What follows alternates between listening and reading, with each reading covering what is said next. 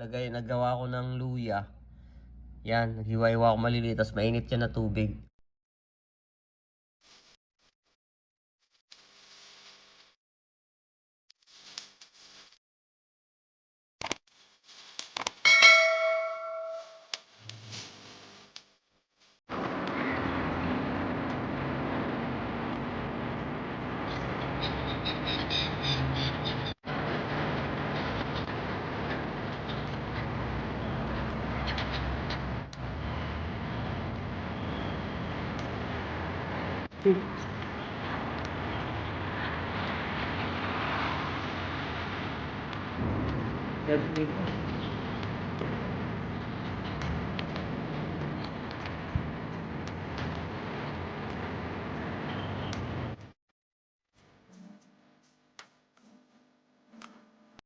What's up mga kababayan? Kamusta kayo?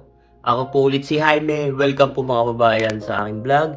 And kung bago ka sa channel ko, ako po isang OFW dito sa Alcobar, Saudi Arabia, na gumagawa ng mga random lifestyle ng buhay, OFW na nagtatrabaho dito sa Saudi, and pasingit-singit mga kababayan ng mga travel vlogs. Pero ang travel vlog, singit lang talaga yon kasi magastos yon.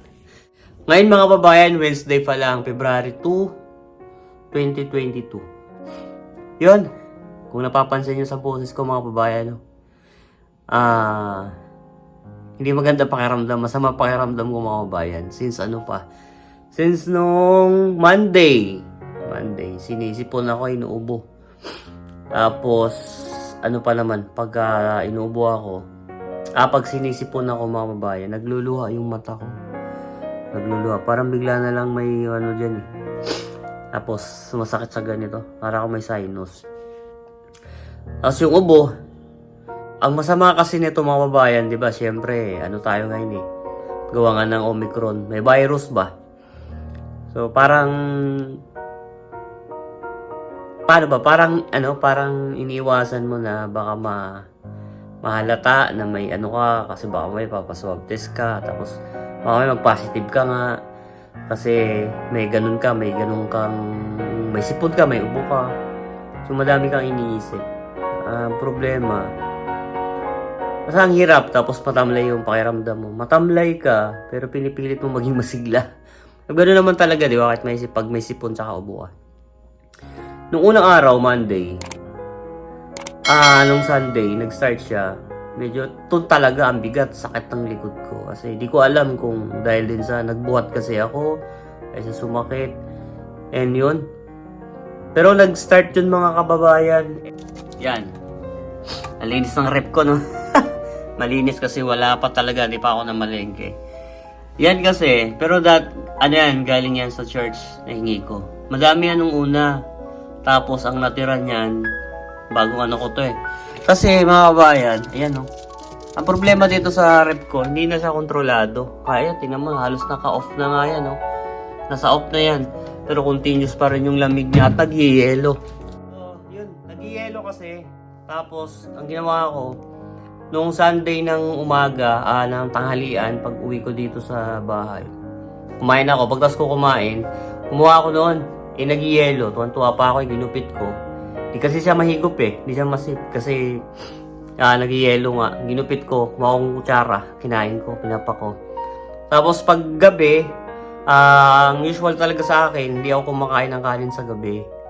Biskuit lang ako or gatas. Kasi ngayon, yun yung substitute ko sa gatas para hindi na ako bumili ng gatas. Yun, tapos biskuit.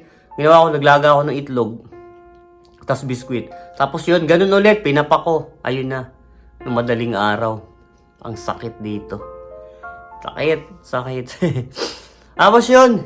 Yun lang muna mga bayan. Wednesday ngayon. Sunday, Monday, Tuesday, Wednesday. So, pan 3 days niya ngayon. Hopefully, umiinom ako ng gamot. Meron akong Decolgen nandun sa gym. Yung Decolgen na yun, galing pa sa Pilipinas, dala ko yun. So, bihira ko lang naman din. Siyempre, okay lang ma-expire yan, wag lang magamit. It means, hindi ka nagkasakit. So, notice tayo, nagkasakit nga, ininuman ko na. Pero una, hindi yun ang iniinom ko. Ang iniinom kong gamot, Panadol. Kaso parang feeling ko, wala naman effect. Ang iniinom ko ngayon, yung Decolgen na dala ko. So, yun. update ko na lang kayo bukas mga kababayan. Morning mga kababayan. Thursday na, no? Ang ilang araw ko na to. Masakit pa din yung lalamunan ko. Tapos yung ilong barado, masakit sa ganito. Para may sinus.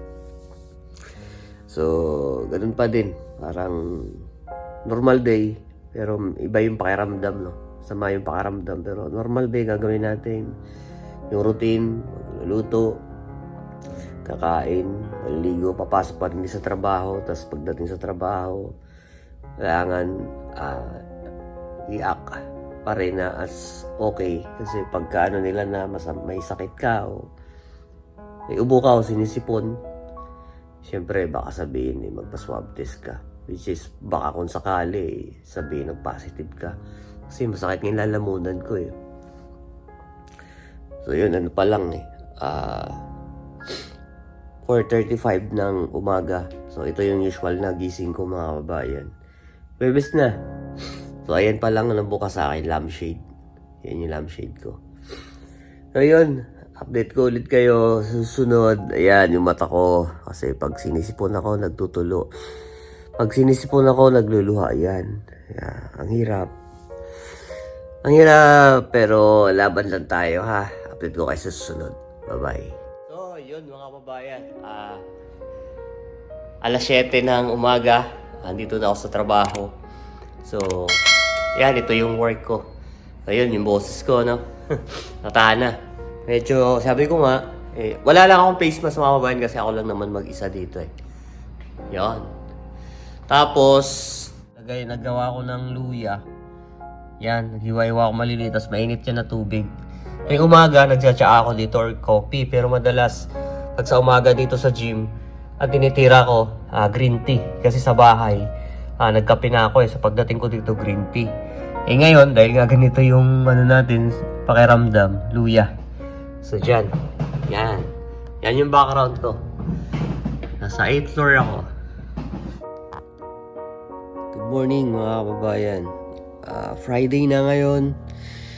February 4, 2022. Oras na ba? Yan, 4:30 ng umaga mga kababayan. Ito talaga lagi usual ng gising ko.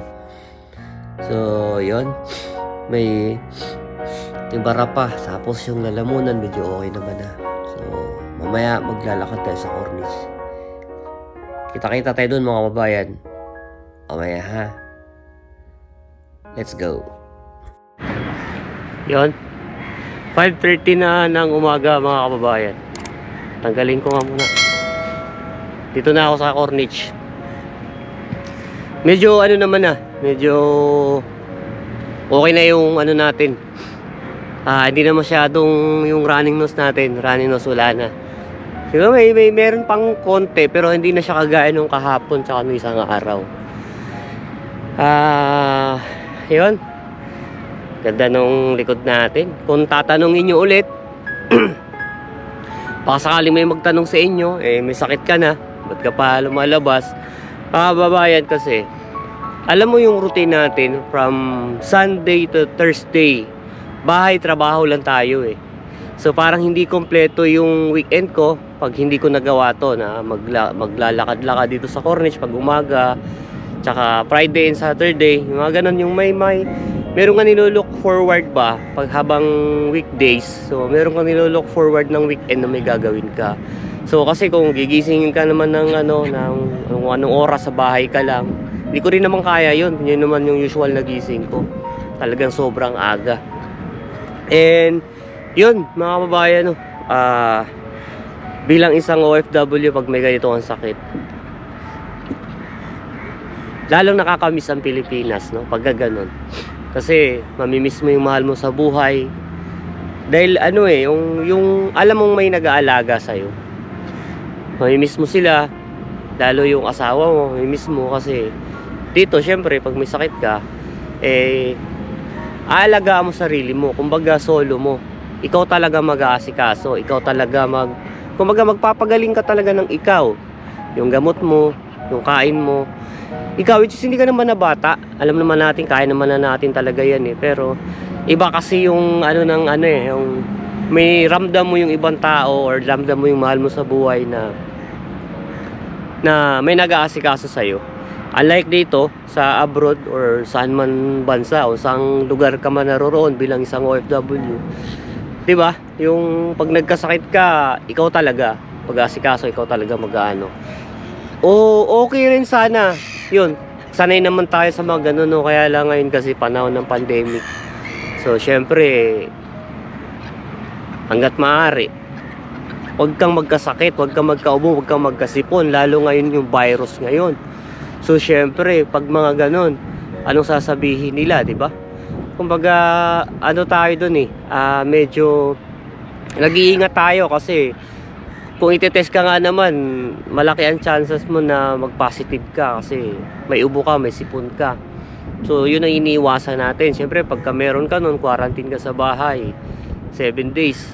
Tapos, lalo magiging boring yung buhay mo. So, kung tutusin naman, sipon lang naman talaga yun, tsaka ubo. Kasi, lalo ngayon, yung winter nga dito sa Saudi, buti nga ngayon eh, nasa ano lang ngayon eh, nasa 13 degrees lang. So, medyo kahit pa paano kaysa sa mga nakaraan na nag-7, nag-8, di ba? Yun lang naman mga kabayan na share ko, no. Siguro dito ko na tapusin mga kabayan tong sakit series natin, yung ubusipon series natin dito sa Saudi, no. Maraming salamat sa inyo lahat mga kabayan sa pagsama sa video na to. And kung bago ka, ako po si Jaime, isa po akong OFW dito sa Al Khobar, Saudi Arabia, na gumagawa ng random lifestyle ng buhay OFW na nagtatrabaho dito sa Saudi. Nagpapasingit-singit din tayo mga kabayan ng mga travel vlogs. Kaya lang, yung travel vlogs kasi talagang budget yon. So, kaya pasingit-singit lang talaga. So, please naman mga kababayan, kung pinapanood mo na lang din naman tong video na to, paki-like naman mga kababayan. At kung bago ka, paki-subscribe, mag-comment ka na rin. Like, comment, and subscribe. Maraming salamat po. God bless po sa ating lahat, and God bless po sa mga kamag-anak natin sa Pilipinas, and God bless po sa lahat ng OFW sa buong mundo. See you in my next vlog. Bye!